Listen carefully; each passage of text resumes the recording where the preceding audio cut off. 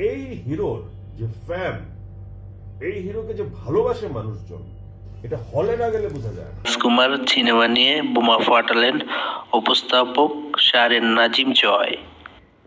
সম্প্রতি রাজকুমার সিনেমাটি দেখে বলেন, বাংলাদেশে কোনো স্টার নাই, এখন আছে মেগাস্টার শাকিব খান। তার যে পরিমাণ ভক্ত আছে, এটা একমাত্র সিনেমা হলে দেখা যায়। আর তার অভিনয় দর্শকদের মাঝে খুব সহজে কানেক্ট করতে পারে। বাংলাদেশে ফিল্মে আছে এখন মেগাস্টার, সুপারস্টার না মেগাস্টার শাকিব খান। কেন জানেন কথাটা বললাম? যে এই হিরোর যে ফ্যান, এই হিরোকে যে ভালোবাসে মানুষজন, এটা হলে না গেলে বোঝা যায় না।